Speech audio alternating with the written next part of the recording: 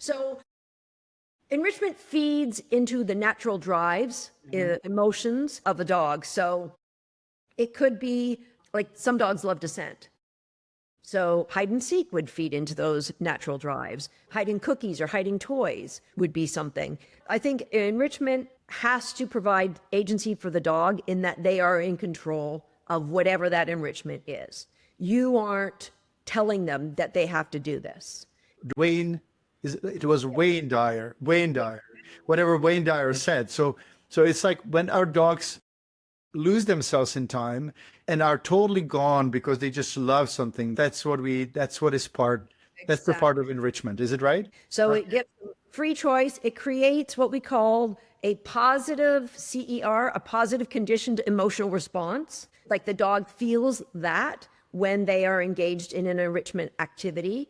It has a level of challenge. I'll talk more about how to create all this in the activities that you're giving that. But for example, if you just said, I'm going to give my dog a bone every day and it's the same bone every day, not a lot. I mean, it could be a little enriching, but not the same bone every day. You've lost that. So that brings me to another point about enrichment. There needs to be variety. Very diet of enrichment. The very diet of enrichment, just like raw feeding. You need varied protein sources for your dog. Smorgasbord. Targeted towards the natural instincts of a particular dog, correct? Natural instincts of the dog that it feeds that either they're physical, they're social, like you're feeding into what fills that dog up. And it doesn't need to take a lot of time. It doesn't need to take a lot of effort. Like, for example, most people have a lot of toys for their dogs. And they'll have like an overstuffed toy box. Well, if you want to provide more enrichment to your dog, you're going to figure out what are their favorite toys. And you might cycle in those favorite toys so that they're new and unique again. So you might have one instead of like 1,000 of them out there,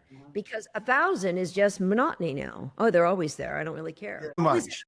And then you take away the favorite and add a new favorite. Where's that monkey been? I haven't seen him. So all of a sudden it creates more of that positive emotional response from the dog, that it is something that they look forward to.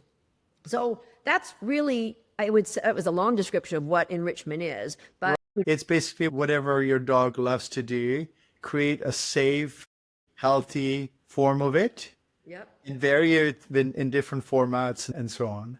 Now, I'm going to ask you a question. So I wonder whether you can give me some advice about that. Practical example. So Pax loves to chase when I move things quickly, like he's super fast. And when I let him get something, whether it's a toy or even a leash that, that we have like tied in a knot, and he loves to shake it. So he doesn't really chase animals. That is the cycle. It's stalk, chase, bite. The shaking is the kill. It's just you're giving great demonstrations of that. Okay. So how do people find out what their dog's preferences are? Well, just by observing the way their dog interacts with their environment and with other toys. So, and knowing the breed, but not all dogs are going to be, like not all border collies are going to be the same.